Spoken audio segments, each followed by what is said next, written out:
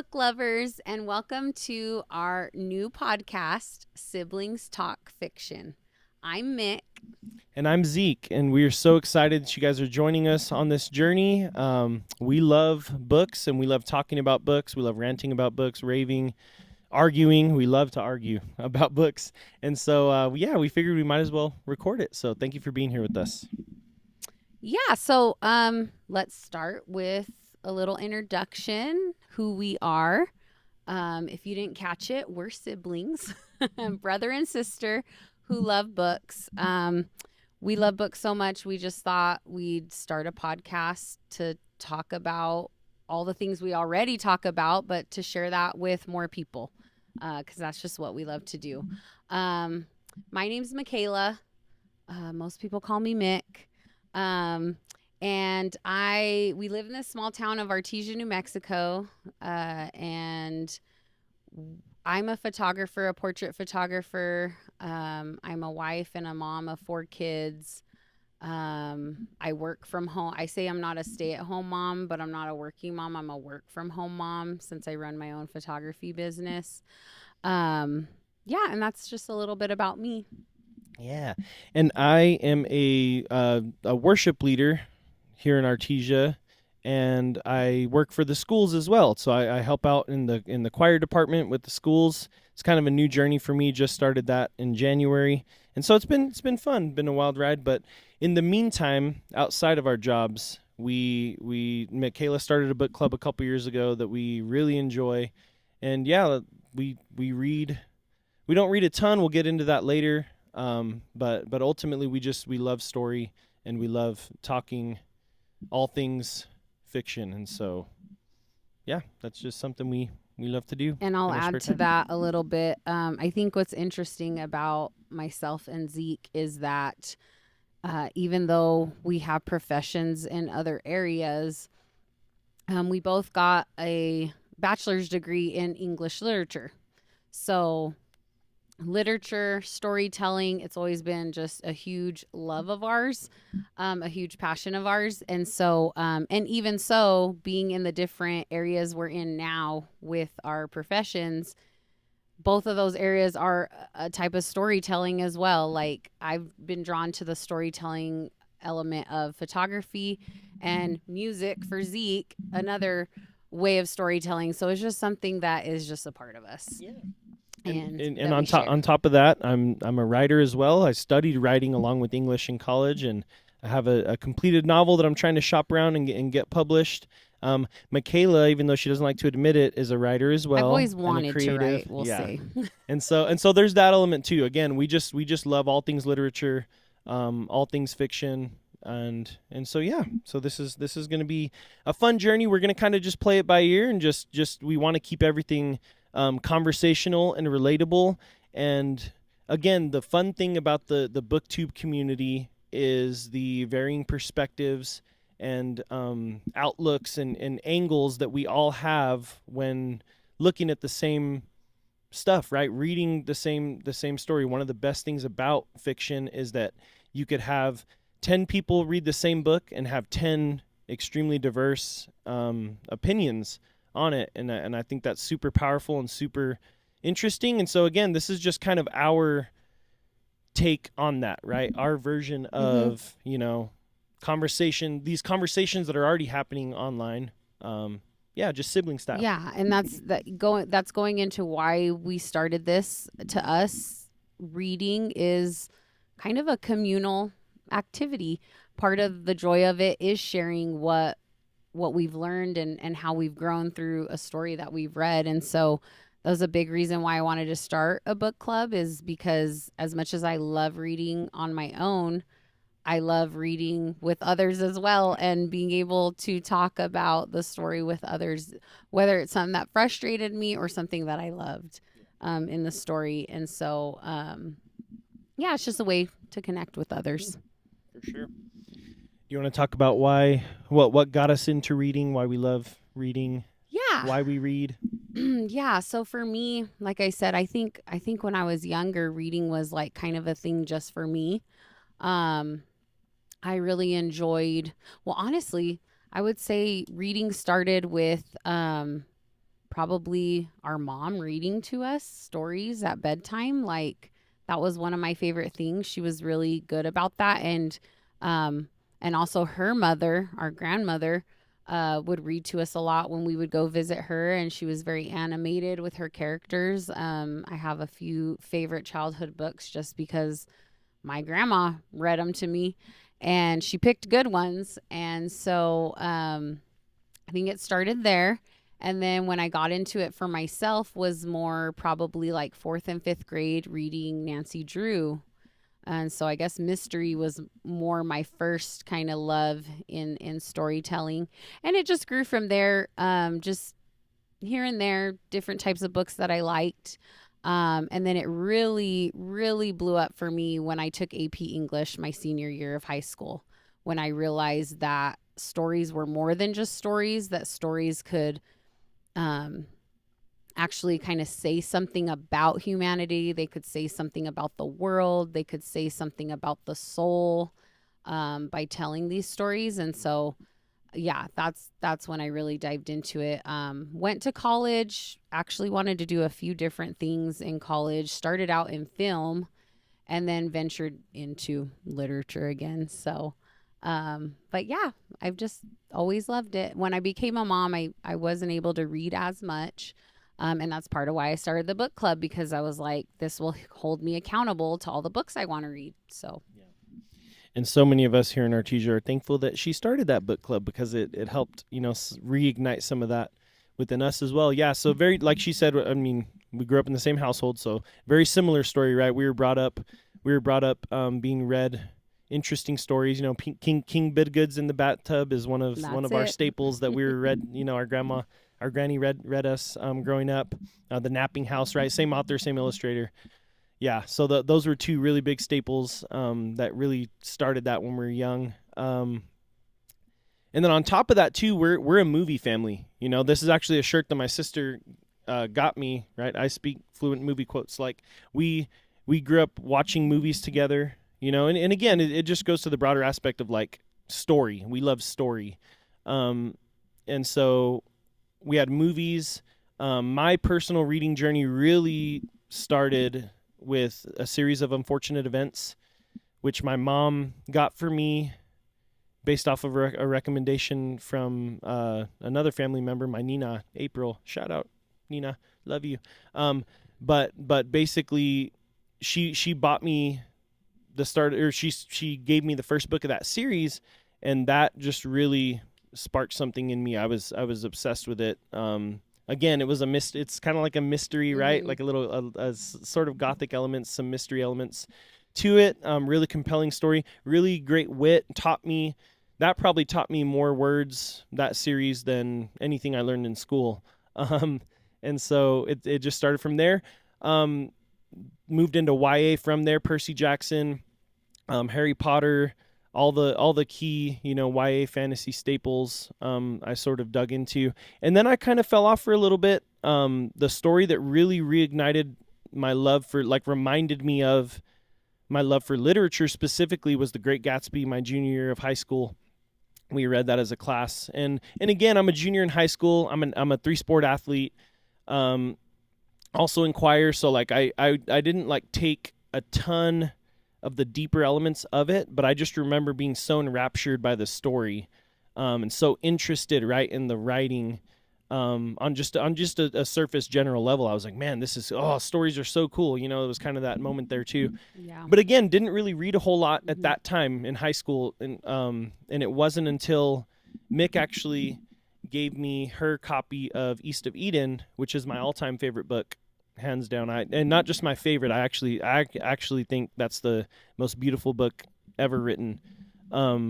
It's good. And so, yeah, and so I owe a lot of that spark, to my sister, because it was a cool annotated like version that she did for one of her AP classes, and so that kind of kept the fire going into college. I decided to major in English after a semester of not knowing what to do, and the rest is kind of history. And then again, you have ebbs and flows in your life, and so there were seasons where I read a bit. There were seasons when I really didn't read a whole lot. But it was when she started the book club a couple years ago that we that we kind of all, again, like she said, communally, we kind of all just sort of dove back into that together, to that love of reading, that love of sharing your thoughts, on a story and all that. And so, Yeah, yeah. Bringing up Beast of Eden, that was one of the books my senior year that I read, and I didn't realize stories could be that powerful, that they could move you so much and make you like, I don't know, just think about life in a new and like a new way and a good way. And so I really need to reread it too, because I read and annotated that my senior year of high school. I'm sure I have a much different perspective on it now than even back oh then. yeah, it's been a long time for me So, for me too, and I would totally agree. My wife does not read. She despises reading, actually.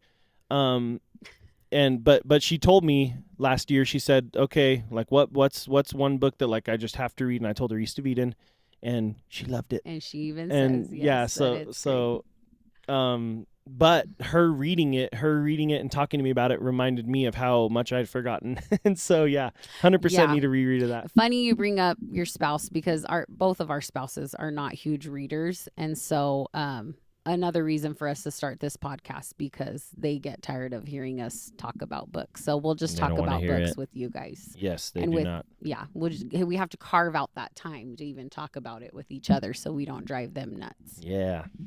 Good outlet. Good outlets, man. That's great.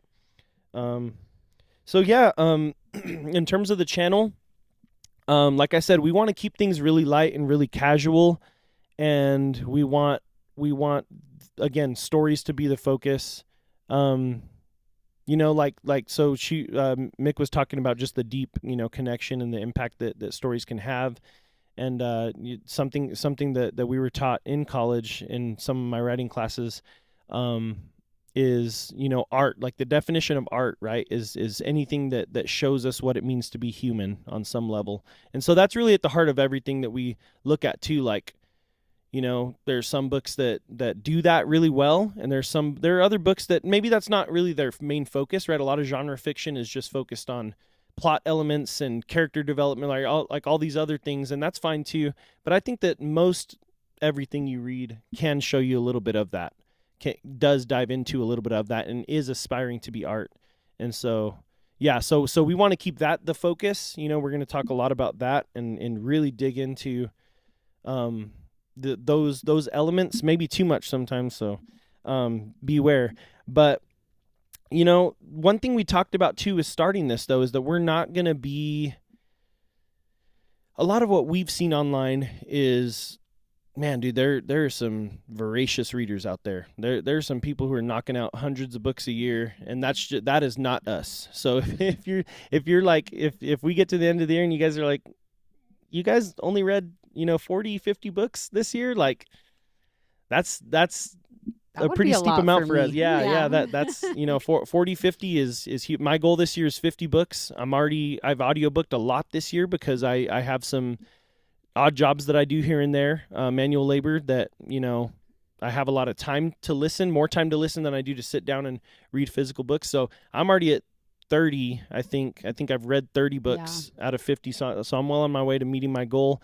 But again, that's high end. Like that's we're not trying to race to see who can read Yeah. the most books. We don't have these lofty 100+ reading goals.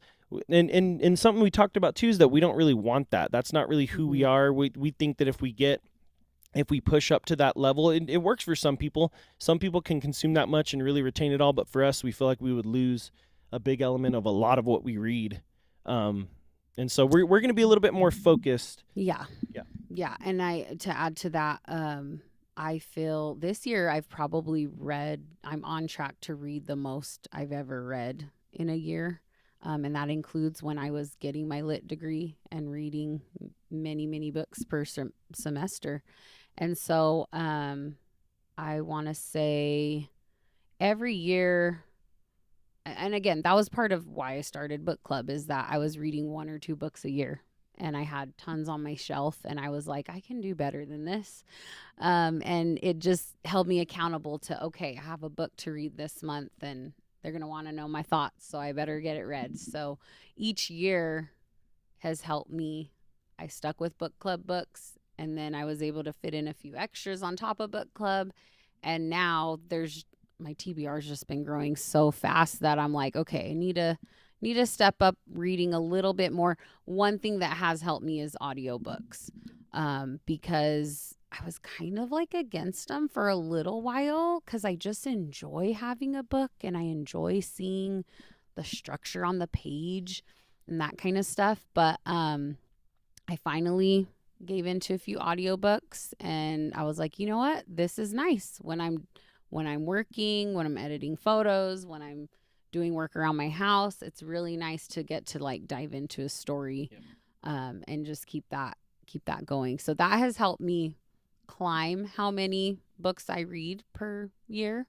But yeah, we're not going past 50 for sure. That would probably maybe be the goal to maybe get there one year, but yeah, we're not in a race to just read everything possible. We like to take our time with our books, and we hope this channel can be kind of encouraging to those that don't really read.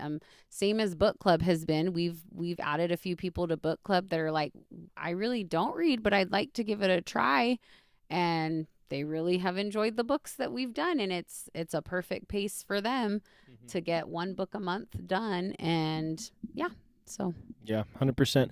Yeah, and again, everyone's at their own. It has their own thing that works for them, right? Like I'm super pro audiobook. I don't see a difference. I do see I mean, obviously there's a general difference in reading a physical book and listening to an audiobook. Obviously, it's there's a lot of studies about the retention levels and how audio really isn't that much worse than reading a physical book. But I mean, there's something about sitting down with a physical book and reading it. But audio is a great alternative. And yeah, so we'll have a future episode where we talk about all that'd that. be a great episode to talk about benefits, pros and cons of audio versus hard copy.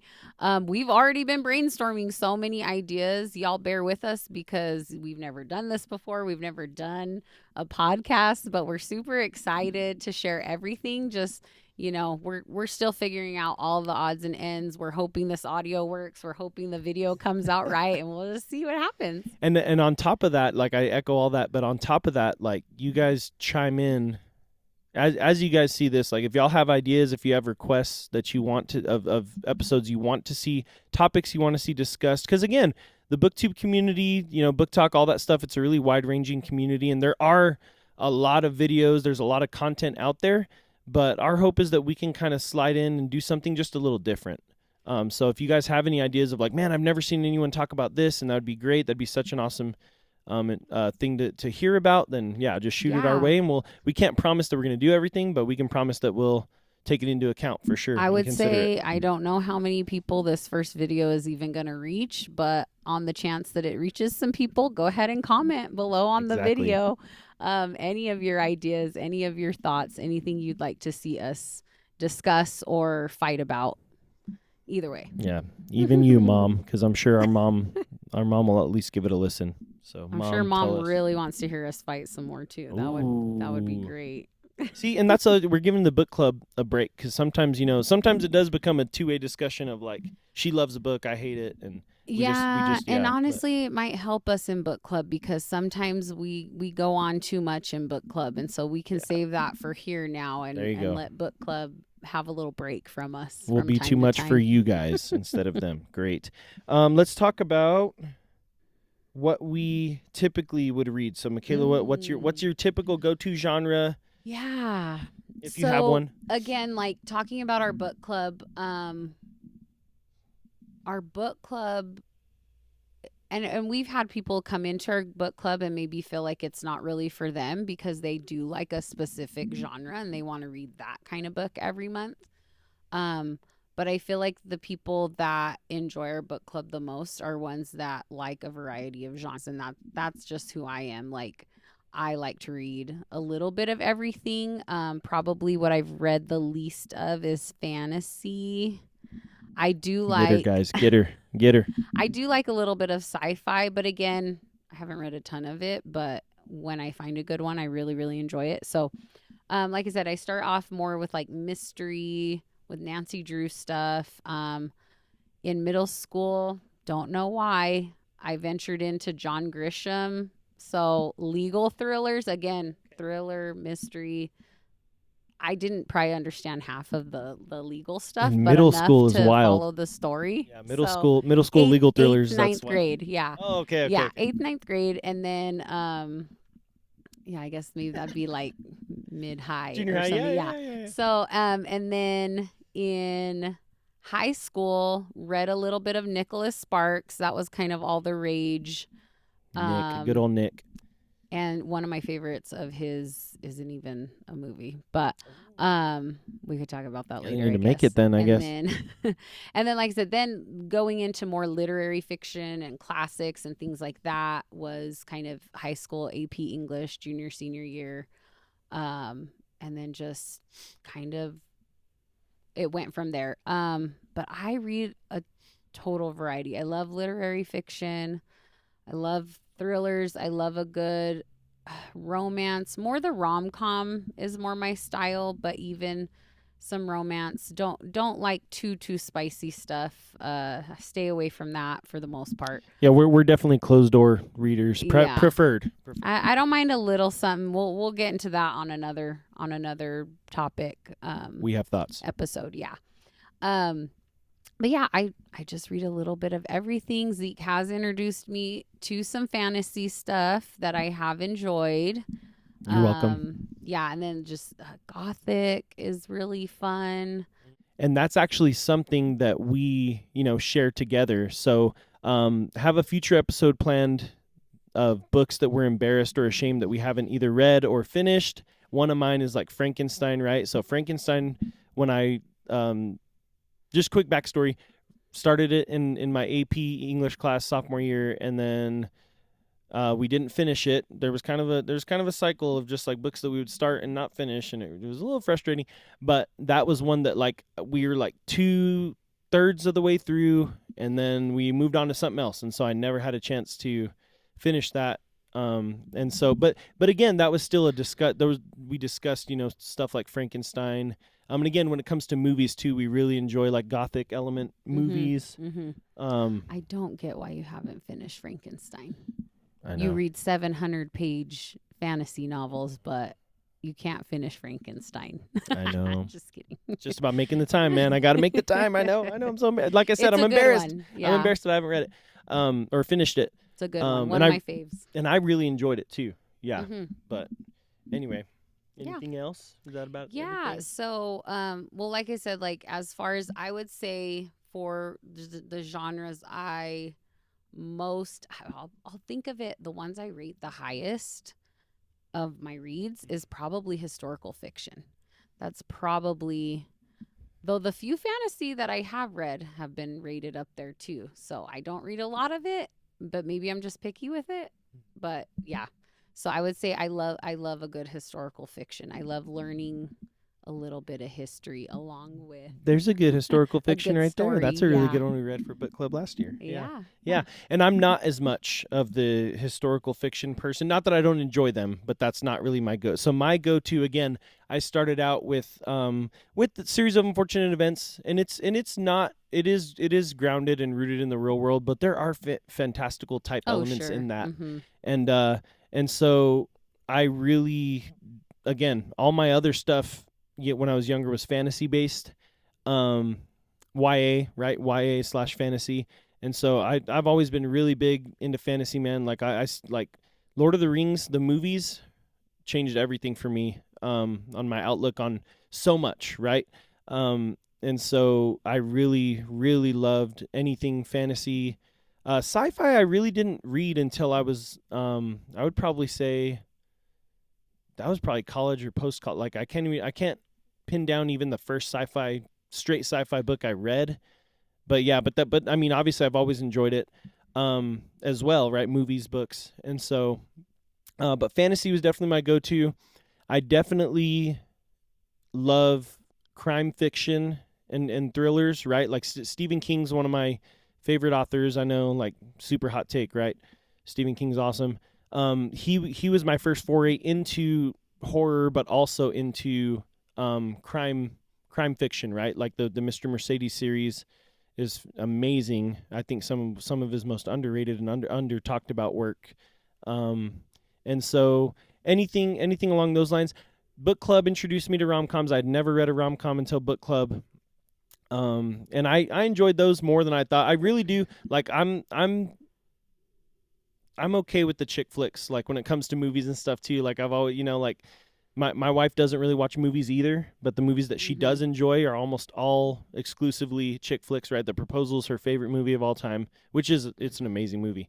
But I've always been into those, and so I knew that I probably, if I got the right book, I wouldn't hate Again, rom-coms. you like it, but you're picky with it. Yeah, It's 100%. one that you just dive into anyone and love it. Yeah, and again, that's a deeper topic we can get to on another episode, because I have a lot of opinions and thoughts about the genre specifically, the genre tropes and elements in rom-coms that really bother me. But again, we've read some that, okay, are they breaking my list of top books of the year? No, but they're enjoyable, and it's fun. It's palate cleansers, man. We're going to talk a lot about palate cleansers, about how sometimes it's nice just to switch it up, right? Break it up. Yeah.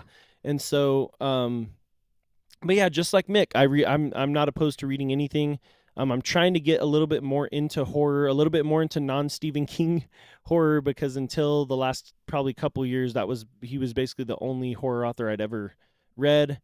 And so another channel, Preacher Reads, shout out to Preacher Reads, he had a video a while back talking about why we should read more horror. And as a former pastor myself too, it was just really interesting hearing a pastor's perspective on, a lot of times that stuff's really taboo in the Christian community, of like, if you read horror, you're it's evil and you should just shun all of it. But there are elements of it where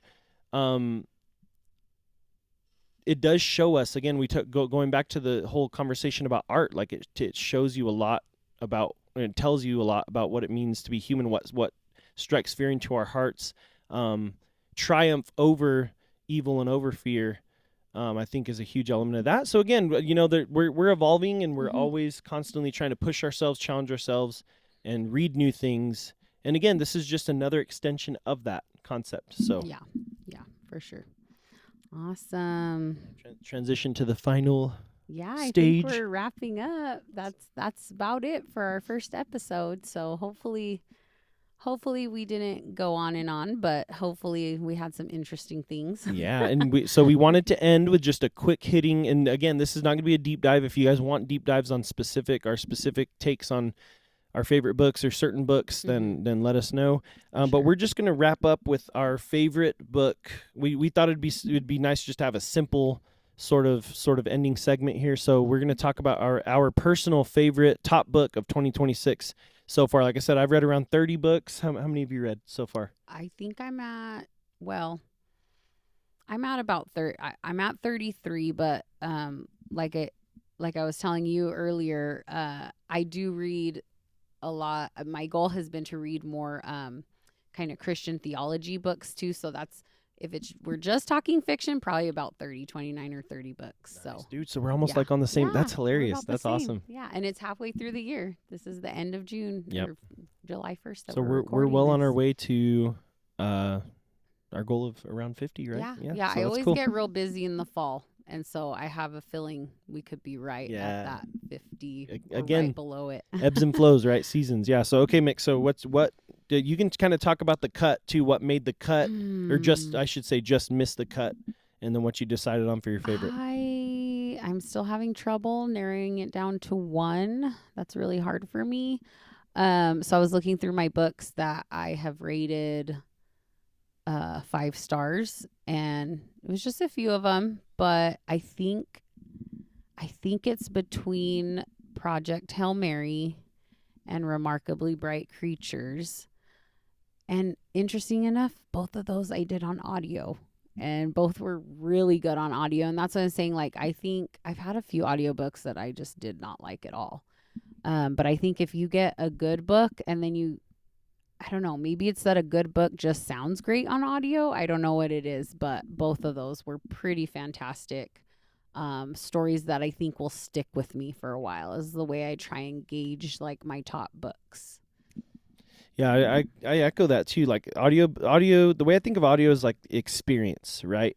Like some people don't enjoy it because they like the creativity inside their own head with the voices and like how they see characters and how they Mm-hmm. hear characters in their head. But I love the experience because I am pretty imaginative, right? And I do that. I read. I don't know if you guys read like that or not. You know, there's a whole conversation of like there's people who don't have an inner voice Mm-hmm. in their thoughts and stuff. Like that's so strange to me because I've always had Hmm. that. But I do that with books too, right? I think about character voices and I think Mm-hmm. about all that stuff. But to me, the audio is fun because it's experiential. You're immersed. Yeah. It's immersive, right? And so I I think that that's the thing with a good audiobook is that Mm-hmm. it gives you an experience that you can't really get otherwise. And so I have a similar sort of thing where I had a few really I read a ton of good books. I read King Sorrow this year. That one's really good. Nosferatu by two Joe Hill books. Really great standalones, really impactful, great writing, really immersive, uh, very, very thrilling and horrific. I read the first three books in the Red Rising saga, and so those were all really good. And I think I gave all those 5 stars. Um, but for me, I like I said, I read the Farseer trilogy. That was another really good one that I loved so much. Oh my gosh, especially specifically just the first book, just getting introduced into that world is so fun. Um, and I read a couple of the Dungeon Crawler Carls. I haven't read the newest one yet, but I read, I believe number 6 and number 7 this year. So again, a ton that were up for contention for me, but I think I have to give it to Project Hail Mary, because I would say that was by far the book at the top of the list that just left me riveted. Like I was, goosebumps with the ending. Um, Brought to tears a couple different, just such a wild ride of a story, so beautifully done. I really, really enjoyed the movie as well. I feel like they did a really faithful adaptation and did it about as well as you could do it. There were, and again, future episode, maybe I have a little review or comparison review. Where you did you watch the movie? Have you not seen it Uh, yet? it's a long Yeah. story. Tried to watch it, Ooh. and we tried to take our little one, and he didn't want to have it, Ooh. so I Okay. missed the second part of the movie. Okay. Okay. So I'll have to come back to it. maybe after Mick watches the movie, we can have a little episode, a Well, little mini we're episode. gonna try an episode 2 with just talking about movie adaptations That's because right. we love film so much, and books so much that we're gonna talk about like our favorite adaptations, worst adaptations, that kind of thing. So All right.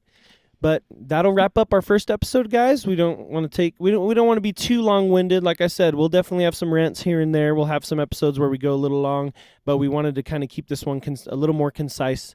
So, yeah, please like or subscribe for our channel and share with anyone you know who loves books, who would love just hearing the discussion and chiming in on the comments. So yeah, we hope to grow a little community of book lovers and just have fun with it. So thank y'all so much. thanks for joining us, guys. We'll see ya. Bye.